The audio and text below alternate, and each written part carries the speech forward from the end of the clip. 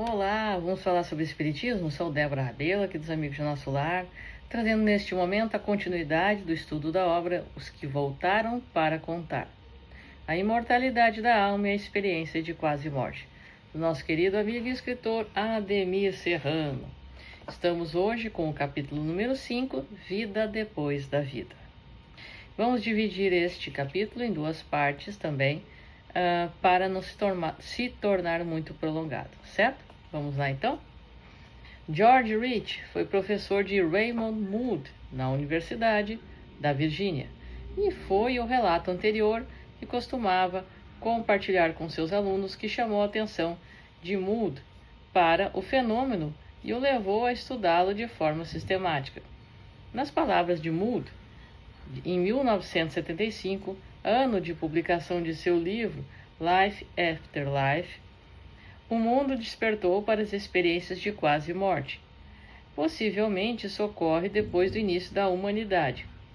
Realmente, a experiência de quase morte não é um fenômeno recente.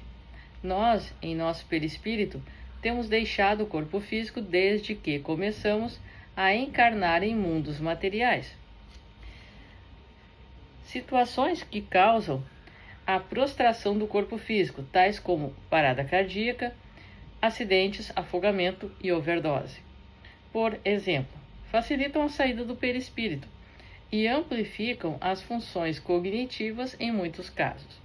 Portanto, o indivíduo fora do corpo material possui maior lucidez e capacidade de reter na memória o que ouve, vê e sente. Em ambas as dimensões, a física não deixa o corpo e permanece nos arredores, e a não física, quando penetra esferas existenciais mais sutis, o mundo espiritual.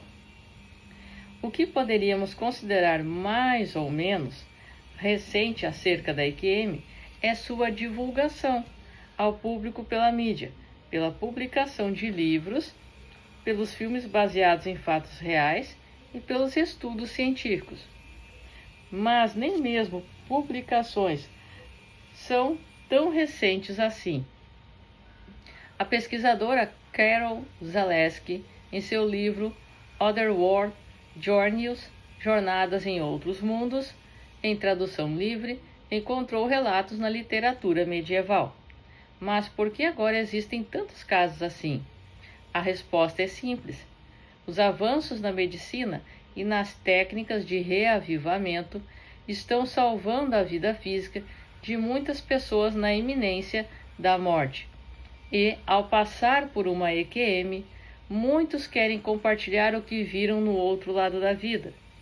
É impressionante a quantidade de novos relatos em sites da internet e grupos dedicados ao fenômeno.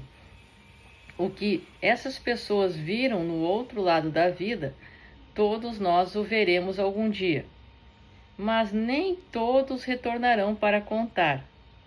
E os que retornaram para contar são pessoas de todas as idades, mulheres, independentemente de classe social, nível intelectual, religião, agnósticos, ateus, de todas as raças, em todos os lugares do mundo, quer creiam na vida após a morte, quer não. Em 1982, quando as investigações do fenômeno estavam em seu ápice, George Gallup Jr. publicou os resultados de uma pesquisa elaborada para descobrir quantos norte-americanos haviam tido uma EQM. Só entre adultos, 8 milhões haviam tido uma experiência mística associada ao fenômeno. 15 anos mais tarde, em 1997, uma nova pesquisa elaborada pela US News e World Report determinou que 15 milhões de pessoas haviam tido uma EQM, representando 1/3 dos 45 milhões que haviam estado na iminência da morte.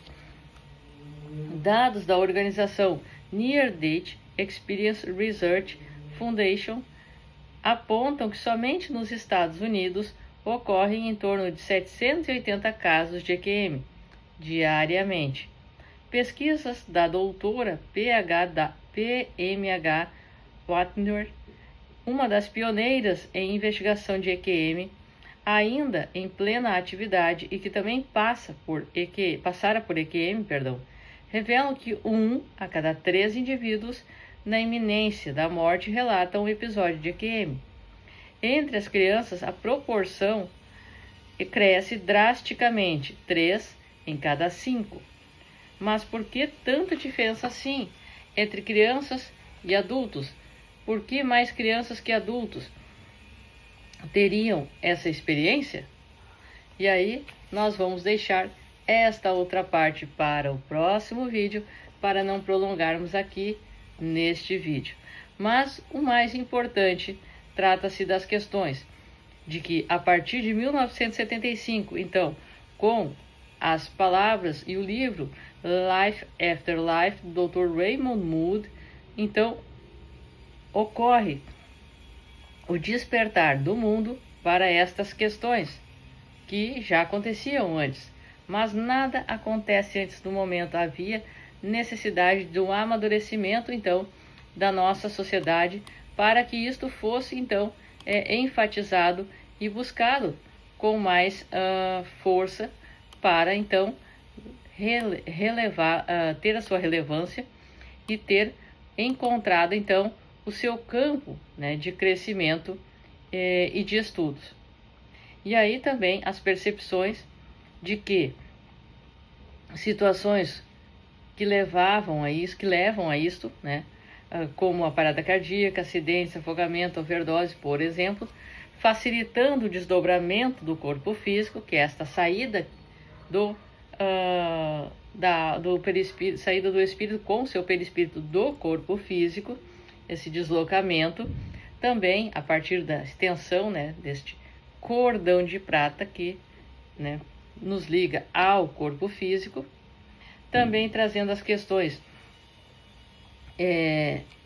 do porquê cada vez mais casos vêm acontecendo e se tornando em evidência pelo avanço da ciência e as técnicas, então, de reavivamento que auxiliam e favorecem com que as pessoas sejam salvas, ou seja, mantidas a sua vivência aqui nesta encarnação, tudo com o auxílio desta evolução.